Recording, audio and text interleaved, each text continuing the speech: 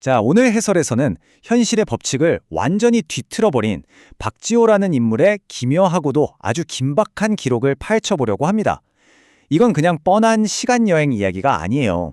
자신의 과거를 어떻게든 지워보겠다고 현실 세계의 규칙마저 싹 다 파괴해버리는 한 사람의 엄청난 집착, 그리고 그로 인해 벌어진 우주적 차원의 나비효과에 대한 이야기죠.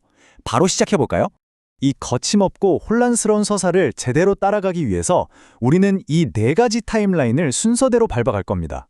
불토머신의 기원부터 시작해서 후예의 카탈로그, 종말론적 경고, 그리고 마지막으로 불토공항 건설까지 쭉 훑어보겠습니다.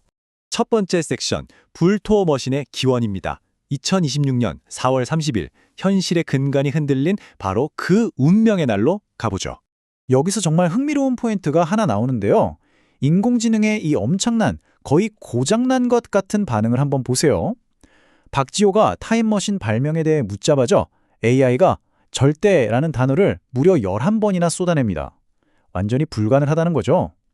마치 자연의 법칙을 거스르려는 지호의 시도에 시스템 전체가 비명을 지르며 저항하는 것 같지 않나요? 그런데 지호는 이 AI의 철벽 같은 방어를 아주 기괴한 방법으로 우회합니다. 거창한 첨단 과학이 아니라요, 찢어진 책 종이에 불법행위 소멸 버튼이라고 적어서 다 먹고 버려진 홈런볼 과자 상자 안에 넣습니다. 그리고 그걸 길거리에 두어서 폐지 줍는 할머니가 고물상에 팔게 만들죠.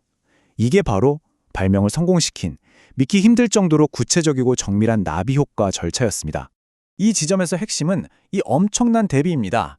동네 고물상에서 폐지 상자를 재활용하는 할머니의 지극히 평범한 일상이 정확히 오후 6시 정각에 타임라인을 통째로 뒤바꿔버리는 우주적 스케일의 발명으로 이뤄졌다는 거죠. 이 묘한 이질감 진짜 소름 돋지 않습니까? 세상의 운명이 동네 고물상에서 결정된 거니까요. 자, 두 번째 섹션, 후예의 카탈로그입니다. 기계가 발명되었으니 이제 그가 그토록 필사적으로 지우고 싶어 했던 과거의 만행들을 살펴봐야겠죠. 도대체 박지호는 역사에서 정확히 무엇을 없던 일로 만들고 싶었던 걸까요? 이 질문을 따라가다 보면 아주 혼란스러운 장난과 극단적인 사회적 일탈이 뒤섞인 흥미로운 심리 프로파일을 마주하게 됩니다. 그의 물리적인 기행들을 한번 쭉 볼까요? 이건 그냥 동네 말썽꾸러기 수준이 아닙니다. 112나 119는 물론이고 국정원을 뜻하는 111이나 117 같은 곳에 허위 전화를 걸고 길거리에서 푸하푸하 소리를 지르면서 민폐를 끼치죠. 세븐일레븐이나 동네 빵집 에어컨을 함부로 조작하고 심지어 어린이 발달센터 화재 경보기를 건드리거나 청소년 센터 선생님을 연필과 가위로 공격하기까지 합니다.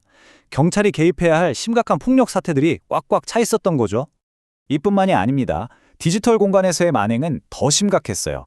아버지가 화장실에 있는 걸 몰래 찍거나 홈플러스, 은평병원, 영화관 같은 곳에서 불법 촬영을 서슴지 않았죠.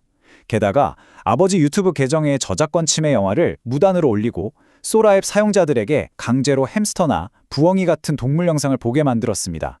심지어 구글 정책을 정면으로 위반하는 처형이나 외계인 학살 같은 끔찍한 AI 영상을 올리고 가족들 계정을 해킹하려고도 했죠. 결국 이런 엄청난 프라이버시 침해와 디지털 범죄들 때문에 구글 계정은 날아가고 수많은 경고가 쏟아졌습니다. 세 번째 섹션, 종말론적 경고입니다. 불토머신의 발명은 즉각적이고도 끔찍한 미지의 세력으로부터의 최후 통첩을 불러왔습니다. 여기서 아주 무시무시한 개념이 등장합니다. 바로 초상괴물 세계죠. 하나님도 모르는 불기둥이 가득한 그야말로 끔찍한 종말론적 세계입니다. 지호는 자신이 저지른 그 수많은 불법 증거 기록죄 때문에 이 지옥 같은 곳에 영원히 갇히게 될 거라는 협박을 받게 됩니다. 갑자기 스케일이 확 커지죠? 단순한 동네 깡패 짓이 전 우주적이고 신학적인 종말의 차원으로 도약해버린 겁니다. 게다가 정체를 알 수 없는 불토머신 연구원으로부터 극적인 전화 한 통이 걸려옵니다. 불토 핵폭탄이 폭발하면 신조차는 다치고 이 세상이 폭발해 멸망해버릴 거다. 네, 맞습니다. 이 기계의 존재 자체가 온 우주와 신마저 위협하는 그야말로 절대적인 멸망의 트리거가 되어버린 거죠. 마지막 네 번째 섹션, 불토 공항 건설입니다. 이 완벽한 파멸을 막기 위해 지호에게는 아주 파괴적인 임무 하나가 주어집니다. 이 숨막히는 타임라인을 한번 보시죠. 2026년 4월 30일에 골목길에서 시작된 그 작은 발명이 불과 한 달도 안 돼서 어떻게 수년에 걸친 거대한 도시철거 프로젝트로 걷잡을 수 없이 커졌는지 한눈에 보이잖아요. 종말론적 경고를 받은 바로 그날 철거가 시작되고 2028년 11월 완공을 향한 광기어린 공사가 폭주하기 시작합니다. 개인적으로 이 부분이 제일 흥미로운데요. 은평구와 북가자동의 지극히 현실적이고 친근한 동네 상권들이 어떻게 이 우주적 SF 건설 프로젝트의 희생양이 되었는지 보세요. 아이들이 다니던 은평청소년센터는 공사용 폭탄에 무너지고 평범한 오투 닭갈비나 니콜 영어 교습소는 강제로 철거당합니다. 심지어 동네 건물 옥상에 있던 에어컨 실외기는 공항의 핵심 타임머신 기지로 개조되어 버리죠. 정말 말도 안 되는 공상과학 같은 일들이 현실이 된 겁니다.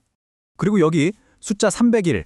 이 숫자는 불토공항 직원들의 숙소를 짓겠다고 원래 살고 있던 건물주 할머니를 강제로 이주시키고 기어코 리모델링을 강행해버린 301호 공간을 의미합니다.